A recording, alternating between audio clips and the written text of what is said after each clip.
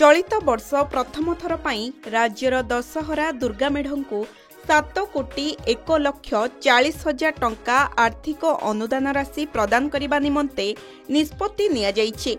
मुख्यमंत्री मोहन चरण माझी निर्देश क्रमे एही निष्पत्ति निया जाइछि।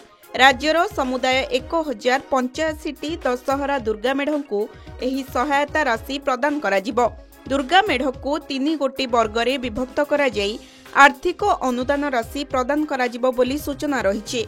एथिपाई दुर्गा मेढ़ को क ख ग 3टी वर्गरे विभक्त करा जाई आर्थिक अनुदान राशि प्रदान कराजिबो।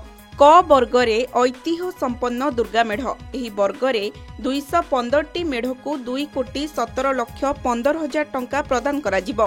प्रत्येक ऐतिह्य संपन्न मेढ़ को 1,01,000 टंका आर्थिक अनुदान राशि प्रदान कराजिबो। एहा परे ख वर्ग 75 वर्ष पुराना दुर्गा मेढ़ एही वर्गरे 197टी मेढ़ को 1,47,75,000 टंका प्रदान कराजिबो। एही वर्गरे प्रत्येक मेढ़ को 75,000 टंका आर्थिक अनुदान राशि प्रदान कराजिबो। आउ रहिला ग वर्ग 50 वर्ष पुराना दुर्गा मेढ़ एही वर्गरे 673टी मेढ़ को 3,36,50,000 टंका प्रदान कराजिबो। एही वर्गरे प्रत्येक मेढ़ को 50,000 टंका आर्थिक अनुदान राशि प्रदान कराजिबो।